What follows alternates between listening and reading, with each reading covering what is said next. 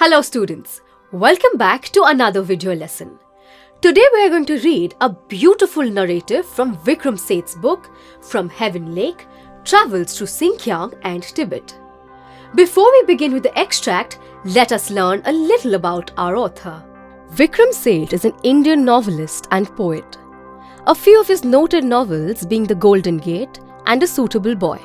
After completing his post-graduation from Nanjing University of China, he famously hitchhiked back to his hometown, New Delhi, via Tibet and Nepal. From Heaven Lake is the captivating story of this remarkable and unconventional journey which has beautifully captured his experiences while traveling. Our text is an extract from this non-fiction. Non-fiction is a kind of prose writing which is based on actual facts and events rather than on made-up, imaginative or fictional details. Let us now begin with the text. The author checked into a cheap room in the center of the town of Kathmandu and slept for hours. The next morning, absolutely refreshed, he visited the two temples in Kathmandu that are the most sacred to Hindus and Buddhists. Mr. Shah's son and nephew accompanied him. Pashupatinath, the famous Hindu temple, had a sign outside proclaiming "Entrance for the Hindus only." The place had an atmosphere of complete chaos. It was filled with priests, hawkers, devotees, and tourists. Stray animals like cows, monkeys, pigeons, and dogs were roaming around freely too. Although the story is set in Nepal, you can relate to this really well even in India. If you have visited religious places of worship with your relatives and parents, then this scene is a very familiar one. There were numerous worshippers and anyone trying to get the priest's attention was immediately elbowed aside by others who wanted to be in front. They all bowed down and made way for a princess of the Nepalese royal house. At the main gate of the temple, a group of saffron-clad Westerners struggled for permission to enter, trying to convince the policemen that they were Hindus. A fight broke out between two monkeys, with one chasing the other, and eventually jumped atop a Shivalinga.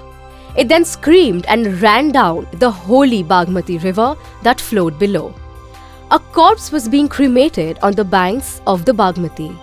Washerwomen were seen at their work and children were bathing. On the river bank, a small shrine remained half protruded from a stone platform.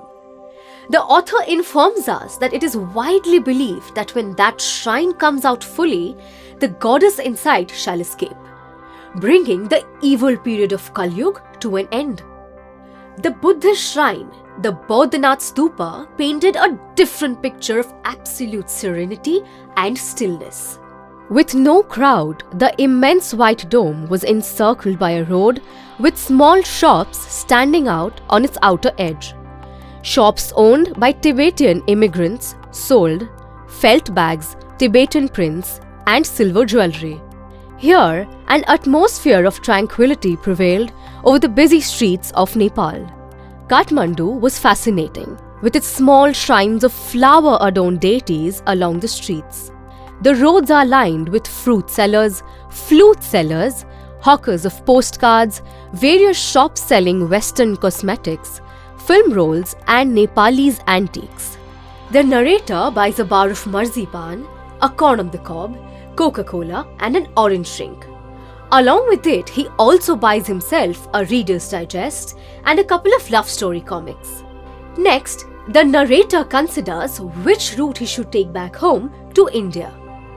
He considered travelling home by bus or train to Patna, then sail up the Ganges, passing through Benares to Allahabad and then reaching Delhi past Agra. However, he was too exhausted and homesick, so he got himself a flight ticket for the next day from Nepal Airlines office. The next scene that the narrator describes is that of a flute seller standing near his hotel square. He had 50 or 60 basuris protruding out from a single pole like the quills of a porcupine. The flute seller selects a flute and plays it from time to time. He makes a sale occasionally, and other times he is found talking to the fruit seller. The narrator became enchanted by the flute music and found it difficult to leave the square.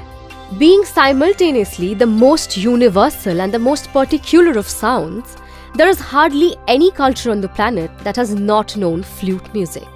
The reed ney, the recorder, the Japanese shakuhachi, the deep bansuri of Hindustani classical music, the clear or breathy flutes of South America, the high-pitched Chinese flutes are all different regional flutes. The author surprises himself on being so influenced by a few familiar notes of a bansuri. He recalls how, during his earlier returns to his hometown, he failed to notice such details or give them such importance. His sensibilities are driven both by nostalgia and a feeling of intense homesickness. With that, we come to the end of today's video lesson. Have you ever noticed that when you are traveling, a part of you always longs for home and wants you to hasten back? See you soon in our next videos.